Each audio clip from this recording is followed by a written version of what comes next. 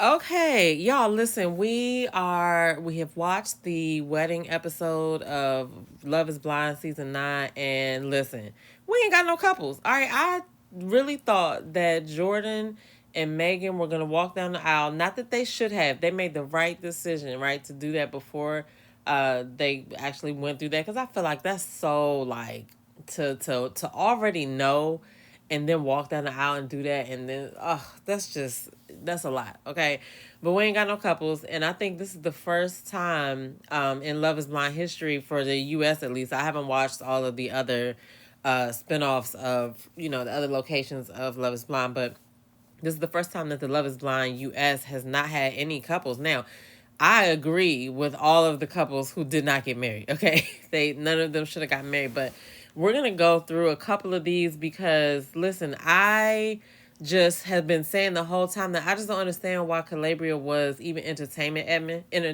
Edmund, to be honest. Like, and I had a person in my comments. I wish I could remember your name. I want to shout you out, but they made a comment and said they were with me until I started blaming KB. Now, listen, I wasn't looking at it like I was blaming KB, but what I really was thinking this whole time is like, how is she entertaining this dude for real? But it never occurred to me, even, though I watch a lot of reality TV and stuff like that, like, there could have been some other reason why she was entertaining it, okay? I'm glad she came to her motherfucking senses, okay? Because no, she even said it herself that she would have been miserable if she would have said yes to this man, because we only saw what we see on camera. Like, I'm willing to bet that it was far more egregious off camera. But anyway, that's all I'll say about that. But let's get into it. All right, the weddings. Well, finally, I was about to say the weddings finally happened, but they didn't. The wedding episode happened, but not a single couple made it down the aisle, which I feel like that, like I said, was where it was supposed to be. All right. Now, there were some very emotional and awkward and really downright painful moments because, I just feel like Edmund really took this hard. Okay, he really, and then for them to have them give the speeches before they give the answer is crazy, because the whole time leading up, KB was saying that she loved him and this, that, and the other, and all of this stuff, and he was just so excited. Like, I feel like he really thought this was it. You know what I'm saying? He never really seen that she wasn't gonna say yes. So, anyway, but let's talk about we'll get back to them. Let's talk about Ali and Anton. All right, now before the wedding, Ali was talking to her family, and her mom was really like, he's drinking, I don't really like that because our family doesn't drink and he drinks. And she was like, well, I drink, I think you should give him some grace. But then I'm like, weren't you the one that was the first one to be on him about the drinking?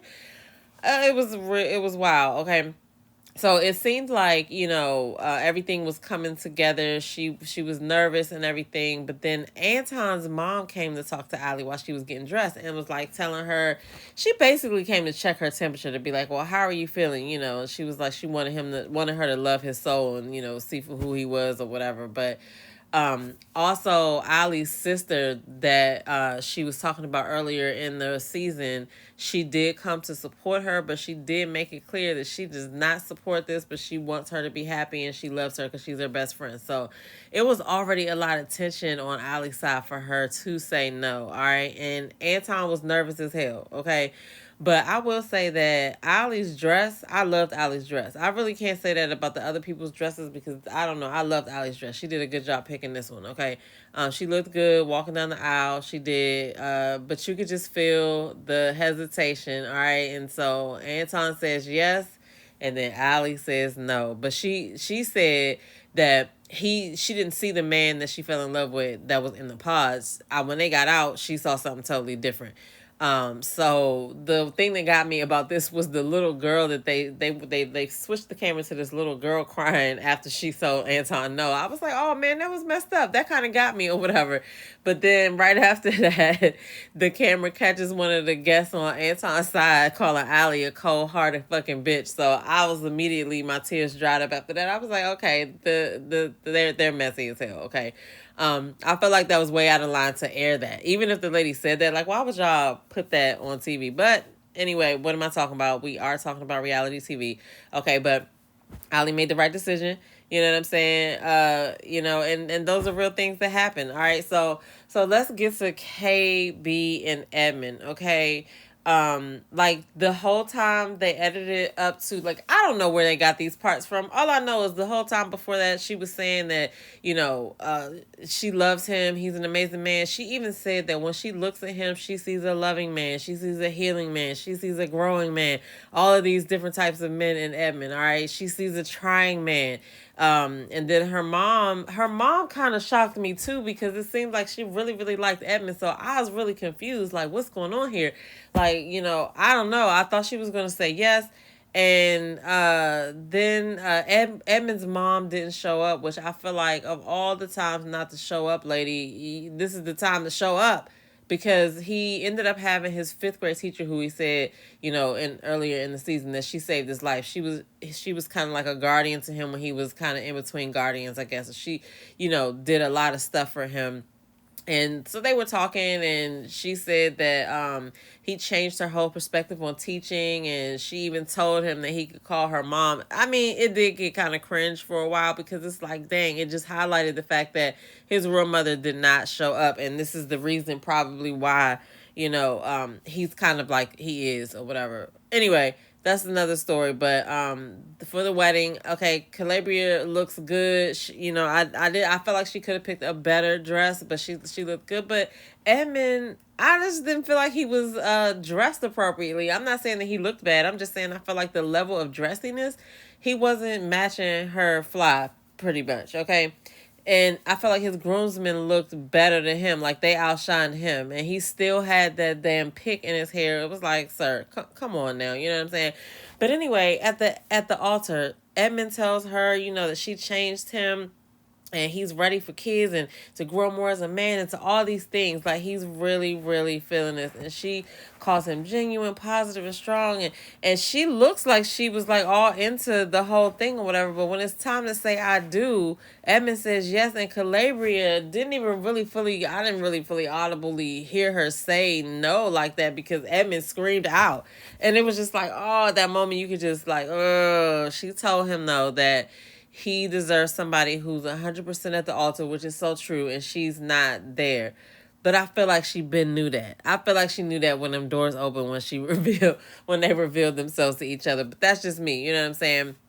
Um, but he broke down crying, and he did like yell out or whatever. But she hugged him and everything. But I feel like she kind of put on her work hat, comforting him and stuff like that before they walked away. But in her confessional, she did say that she would have been, well, not even her confessional. She was talking to her mother, and she was like, she's felt bad because she hurt him. But then she was like, well, how would you have felt if you would have said yeah? And she said she would have been miserable. Okay, so there's that. Now Edmund also thinks that this was his best shot at getting married, and he did not see her saying no. Okay, and with his mom not there, I feel like this was even harder to watch. Like I said, if there was any time to be there, lady, this was the time. Uh Anyway, poor Edmund, not really poor Edmund, but just the whole situation. Let's just say that. Because I know somebody gonna be like, poor Edmund. Listen, Calabria was not serious. All right. Anyway, there's that. That's how I feel. Okay. I feel like she just wasn't serious. I feel like we all know she wasn't serious. I don't know. I mean, did you guys fall in love with Edmund? I don't know. Y'all tell me. So then we have Megan and Jordan. Now, Megan and Jordan, I feel like they did this the right way. They had one final talk. However, Jordan didn't even know what was going on before she actually did it. She was already apologizing, and he was like, what are you sorry for? And I'm just like, oh my God, Jordan, you don't see that she's about to break up with you. But at the same time, he kind of had this look on his face like, okay, next I gotta go pick up my son from school. So I don't know. Jordan regrets introducing her to his son, because he doesn't feel like she loved him for him. So I feel like it was good that they did not